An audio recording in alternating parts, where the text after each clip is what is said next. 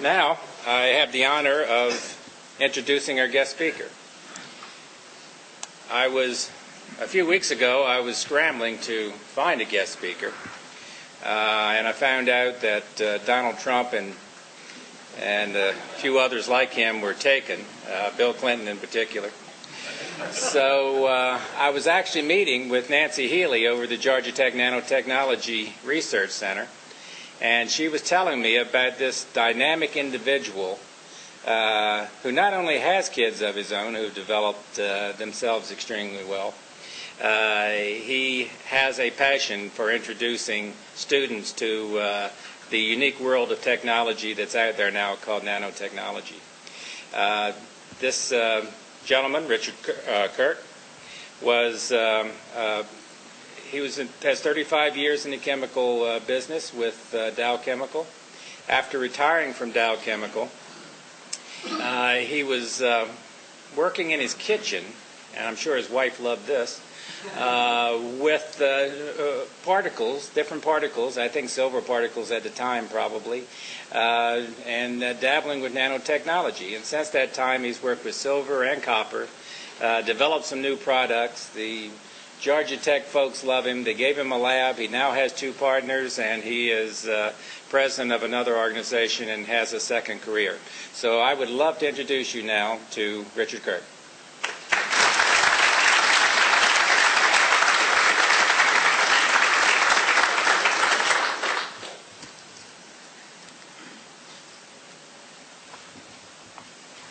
Actually, it's 42 years.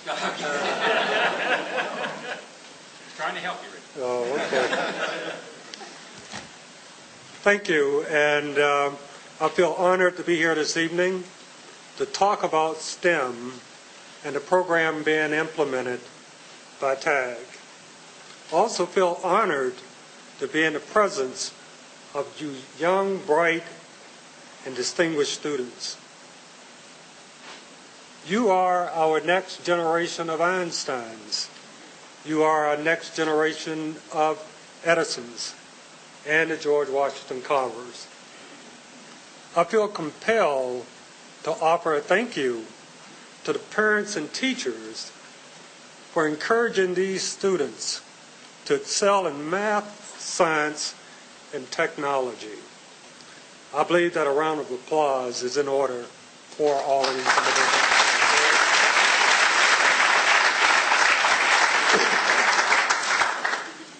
In deciding my topic, I thought about I Have a Dream, but that one was already taken.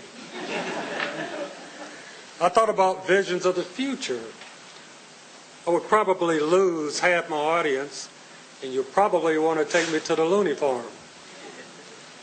So I ended up with my topic of this evening is now and beyond. Tonight I will talk about today, tomorrow, and where will we be in the coming years. STEM, as John was saying, is science, technology, engineering, and math. I got a second meaning of STEM. That's students, teachers, environment, and motivation.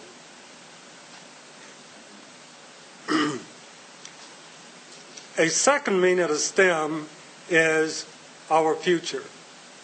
Our future is with these students and what is being taught to them by parents and teachers.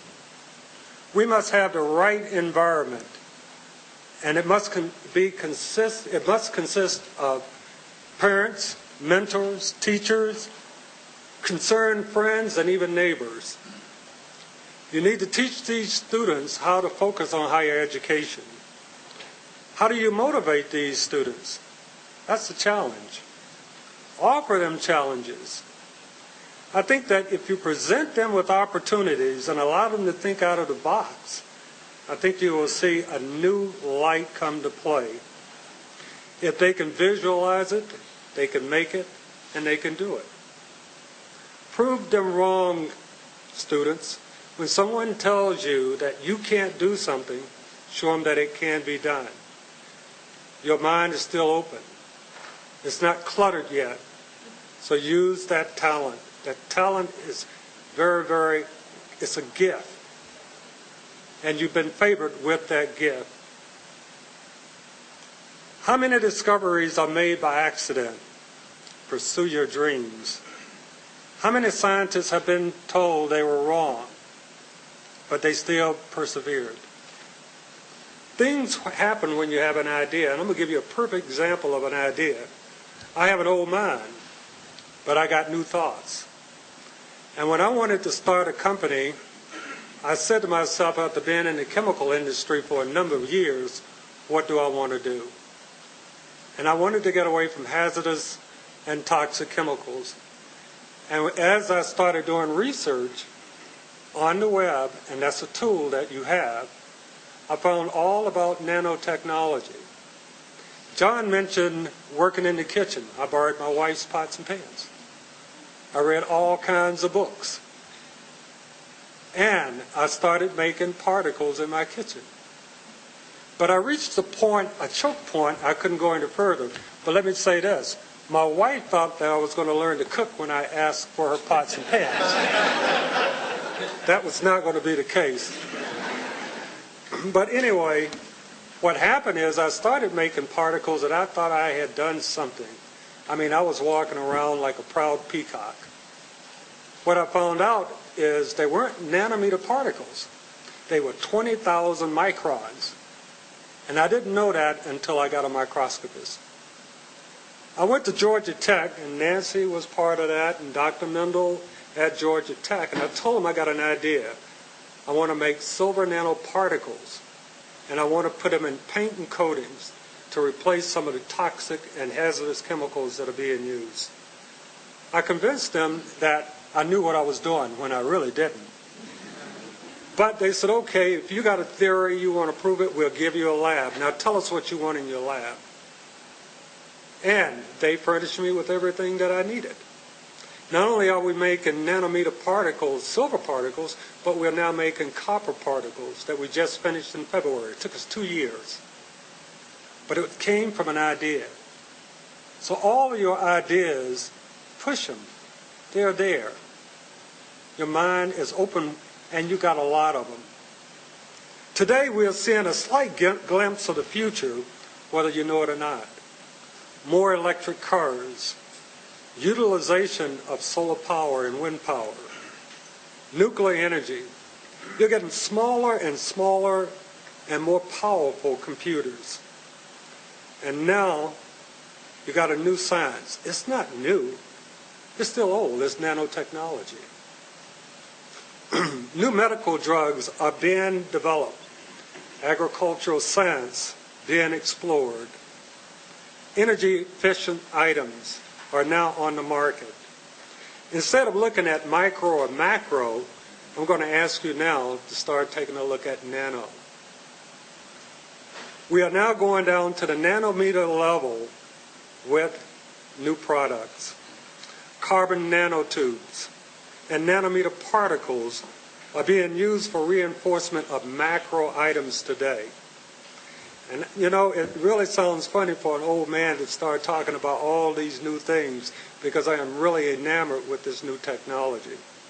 Hopefully I can convince you all, including the parents, to get more involved with it also.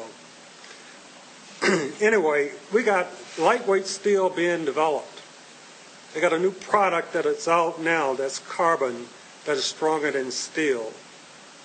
Processor speed are being evaluated. Now, we think that 2, 3, 4 gigahertz is a lot of speed.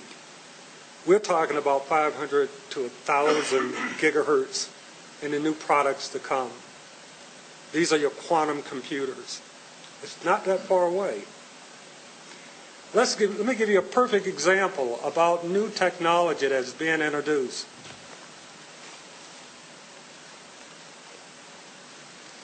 This has everything that you ever want in an item. Here I am in my 60s, and here I am using this. It's got everything that I ever wanted on it. 50 years ago, everything that's in here would fill this whole room. Everything on this would fill this whole room. Not only that, you had to be in a controlled environment to even operate a computer. You had to control the humidity and the temperature in this room. And probably for 2 gigabytes of memory, it would cover that whole wall back there. So we've come a long way. This is my office. I can go anywhere in the world with this. You got flat screen televisions. You got internets that allow global interaction. What we've been doing over the last century is increasing the quality of items that have already been developed. It's now time for new products to unfold. I'm going to give you some visions. Let's talk about virtual computers, where you don't need a box or a keyboard. This is when you visit sites using a pair of just standard glasses. This will put you in what they call a dynamic virtual environment. For you programmers, that's what you're going to start looking at, is that virtual dynamic environment.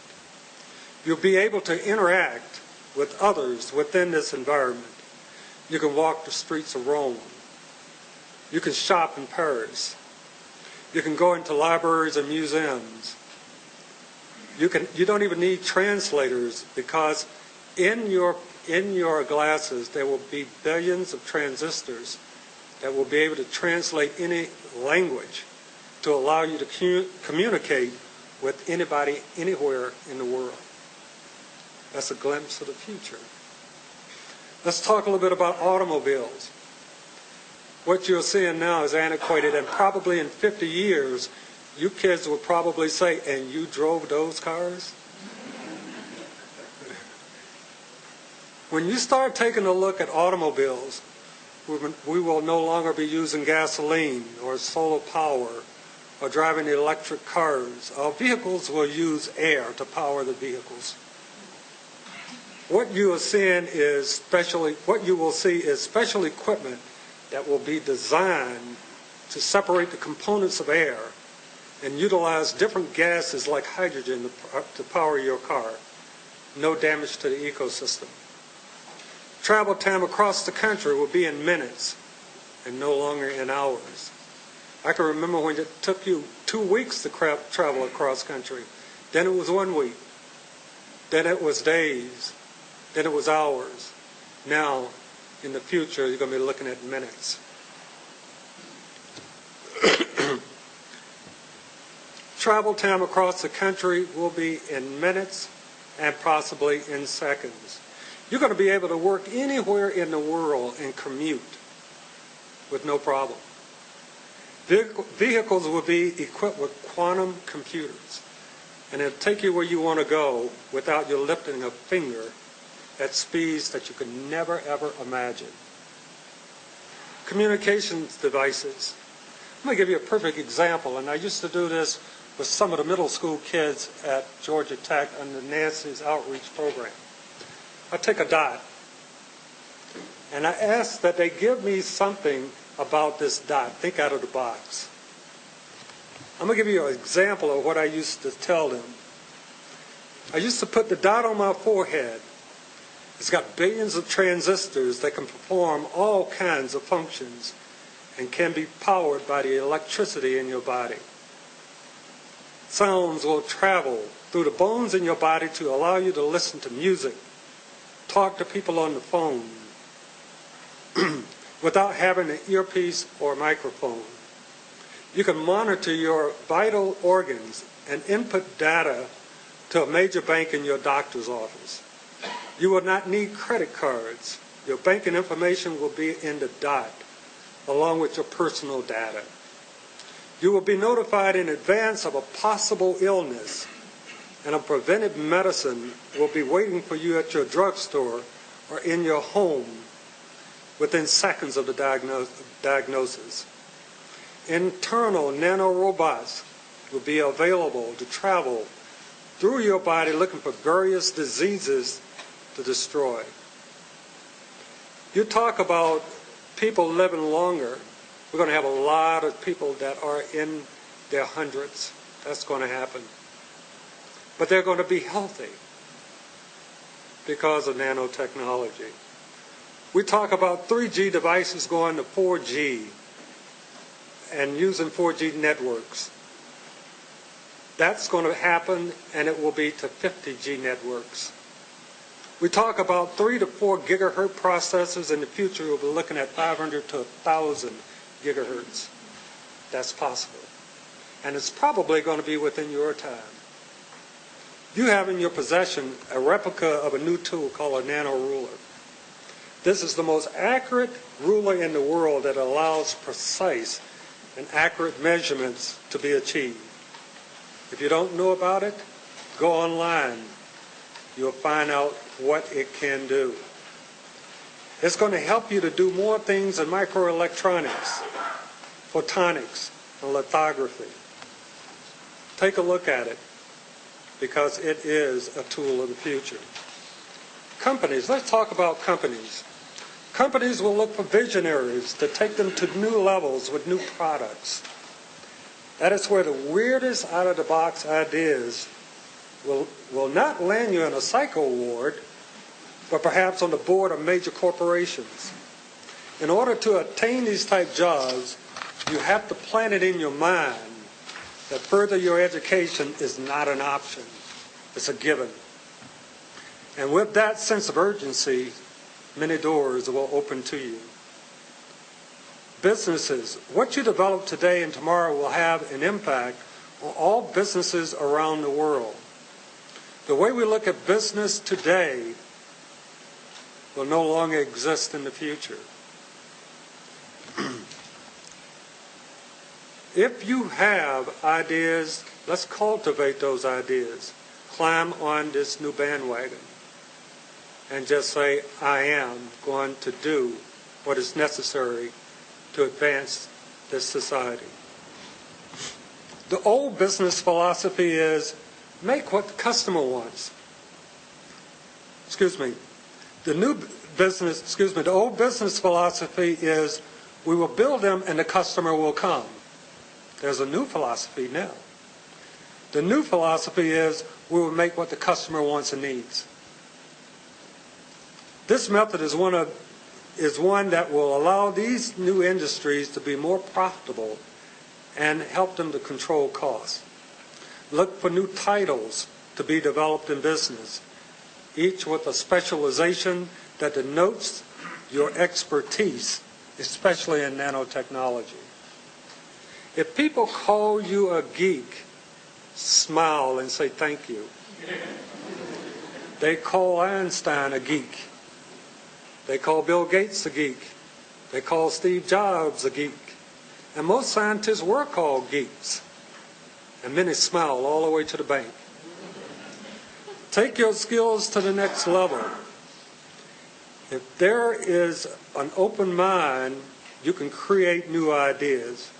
I applaud your efforts. And remember that your future is just starting. And there are opportunities available with your talents. Learn as much as possible and make those theories reality. Parents, you're next. Join in with your kids. And you can learn more about new technology. Be one of the old but new parents. And learn to combine what you've learned over the years with what is being developed by your students and your kids. Remember, it is no longer think big and big things will happen. It's now think small and bigger things will happen. My grandfather gave me some advice at an early age that I like to pass on to you. He was a very wise man. And he lived up until he was almost 100 years old. My grandfather said, you are a product of your environment. Associate with people that are going places. And remember that you are with the company that you keep. Never underestimate your abilities. And always strive to be and do the best that you can, because it will pay off for you in the future. I have a vision for this new company. One of allowing new ideas and products to be created. And introducing new products to an aging old industry. The chemical industry is a very, very old, mature industry. Every industry is going through problems with filling pipelines. We got a lot of what we call cottonheads in the chemical industry, and they are going to be retiring. We're going to be looking for people in the chemical industry.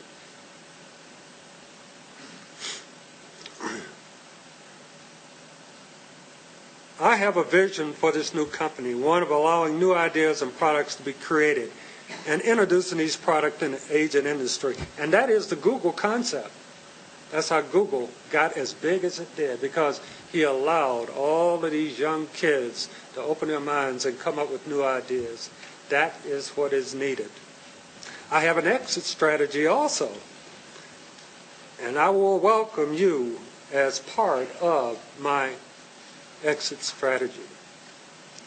Thank you, and I hope that you've enjoyed my glimpse of the future and allowing me to provide an insight of my vision now and beyond.